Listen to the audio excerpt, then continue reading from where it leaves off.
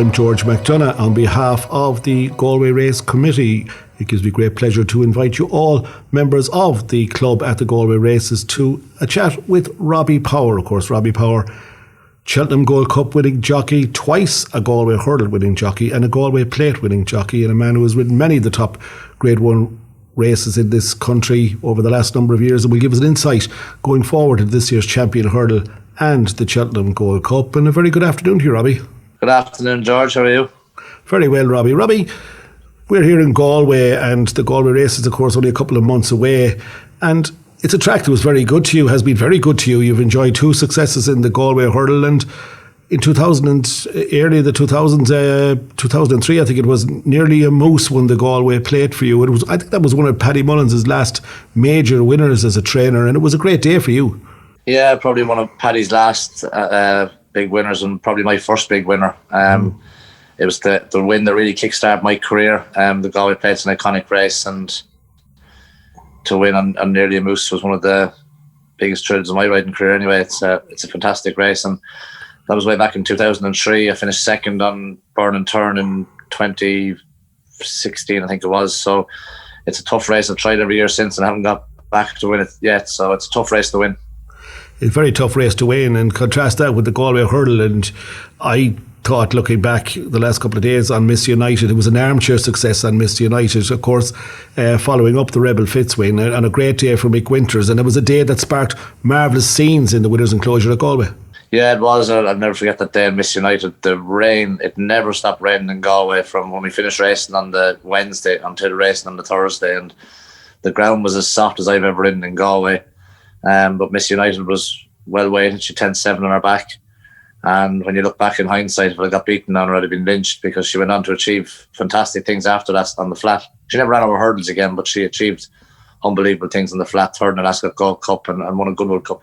She turned out to be a fantastic mare herself, as you said, on the flat. And you contrast then with your success on Tudor City for John Breslin and Tony Martin, and that too at the time was described by many as a balls of steel ride. You had to make a major choice coming down the hill, and you had to make another choice at the final hurdle, and you delivered, and it was really a rough and tumble race, that. Yeah, it was, and I got a great satisfaction out of riding that winner.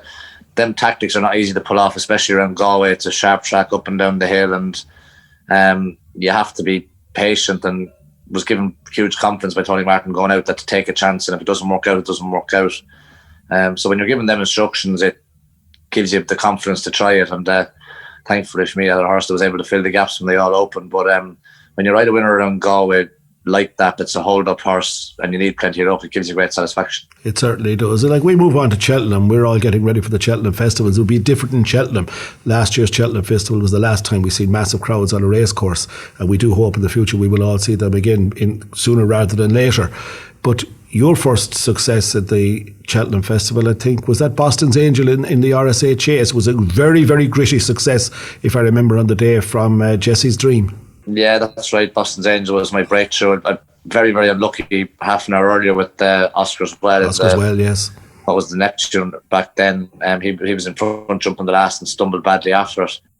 I thought at that stage I was never going to ride a Cheltenham Festival winner, and luckily enough, half an hour later, Boston's Angel turned up in the RSA and beat Jesse's Dream by, I think, about a neck.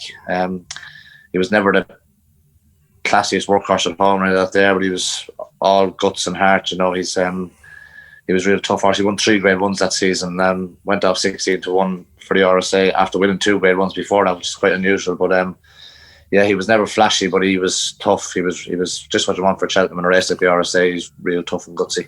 And it's interesting you say that to me, because the RSA can often be said it's a race that can bottom horses, and with the introduction of the 2 mile 5 Grade 1 novice chase as well, a lot of the classier horses might take that as an easier option, because people will say that the RSA has bottomed many a horse. And when we look back at that horse, to be honest, Jesse's Dream looked to be travelling like a dream, turning for home.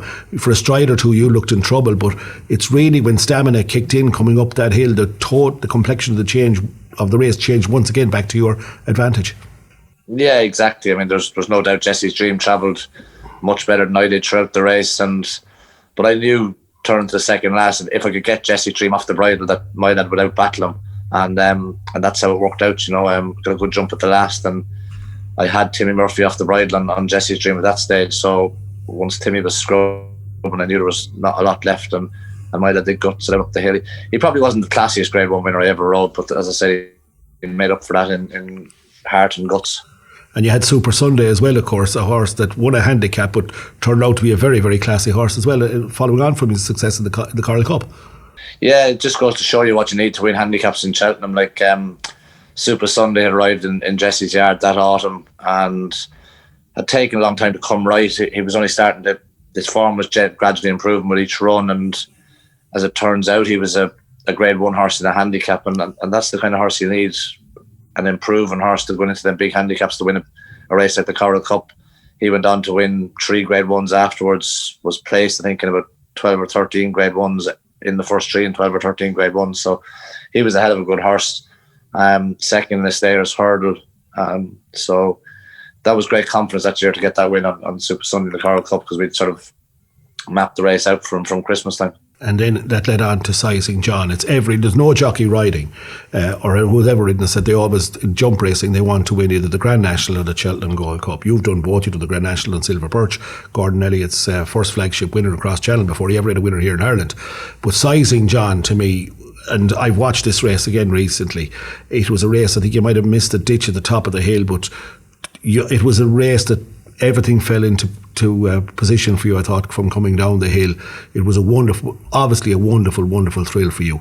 It was. And it was, again, he'd come to us in the autumn of that year and started off over 2 mile. He'd been chasing Duvan around for the previous 18 months. And after chasing Duvan home at Christmas, we decided to try and step him up in trip. He won a Kilnock Bray in third, over 2.5, then an Irish Gold Cup over 3. And going into the Gold Cup, 3.25 mile, you're never sure if they're definitely going to stay, but I was quite confident that stamina was going to be his forte. And a lot of good Gold Cup winners, Cotto Star, Kicking King, Best Mate, they all had group Grade 1 form over 2 miles, and that's the kind of class you need to win a Gold Cup. A lot of Gold Cups, yes, some Gold Cups are slogs, but a classy horse will always come to the fore if they stay the trip. And I was full of confidence going out that he would stay the trip, and it was great because there was no real pressure on. A lot of people thought because of his 2 mile form he wouldn't stay the trip, and myself and Jessie had a clear run, and she left it up to me going out. She did tell me going out to keep out a little bit and not to be stuck down the inside, that use his jumping. But I ended up going on the inside anyway, so probably would have been lynched if it hadn't worked out. But that's the way, when you're given a free hand to ride a horse, that's the way you have to do it. And it looked more crowded on the outside to me than it was going to be on the inside, and we took a chance and got a dream run around the whole way. You did, and of course you say about that little bit of class, and I, again, watching the race back again, that class came in at the second last fence when you just said goodbye to your rivals. You fast forward to this year, and people were wondering, would Alboom Photo stay a couple of years ago? We're now on the threshold that Alboom Photo could win a 3rd Gold Cup in a row. It's, to me, they're looking for dangers to Alboom Photo. A Plutard won in Ireland. You see the performances at Christmas, you see the performance of Ken Boy. You yourself have ridden in a couple of the Gold Cup trials, we'll call them, the delayed Denman Chase, the King George. No doubt Lost in Translation was a disappointment to you on both occasions. Yeah, he was, definitely. He was very disappointing in the King George. There was no real excuses other than he burst during the race, but going into the race we were very happy with him. And again, the same in the Denman Chase the other day. He travelled much better and jumped a bit more like his old self. I thought going to the third last he'd win, and then just 5 strides to the back of the third last he stopped very quickly. So there's something obviously not 100% with the horse. He's not right, but look, I'll leave it up to the Tizzards, and hopefully they can get him back in the sort of form he was last year. I actually watched back last year's Gold Cup on Monday morning, and he didn't even travel in Newbury as well as he did in last year's Gold Cup. He just wasn't showing that same spark, but hopefully with a bit of sun on his back and drying ground, he can perform to something like he did last year. If he comes back to last year's level of form, then he's got a big each way chance in the Gold Cup. I agree that Plutard, I think, is probably on this side of the Irish Sea definitely the main danger to Alboom Photo. I thought Alboom Photo was. We don't know an awful lot about Alboom Photo. He did his usual thing again in Tramore. He won impressively. But he's not going to change the plan. He's doing the exact same thing he's done for the last 2 years, Tramore, and then onto the Gold Cup. So you're taking a little bit on face value as to what sort of form he's in, but vibes are good coming out of Close Sutton, and if he turns up in the same form he did last year, he'd be very, very hard to beat again. Yeah, he definitely goes there as a worthy favourite, and you're really looking for faults in him, or looking for something to beat him. He has rock solid form. It's Grade 1 form. It's Cheltenham Gold Cup winning form, and he does look really nailed on. I wasn't convinced with Frodon and the King George. I don't think Frodon will hold a candle to him over 3 Mile 2 especially. I think Willie will certainly be pleased with album photo. Can we go to the champion hurl, Robbie?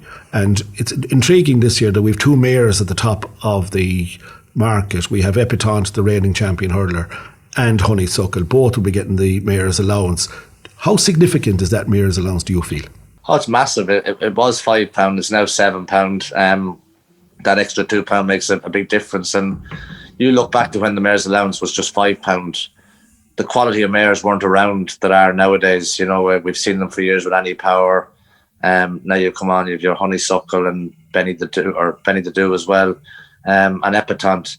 I think ground is going to be a key factor with the champion hurdle this year. I think if it's soft ground, Honeysuckle will take a lot of beating. I think she handles soft ground really, really well.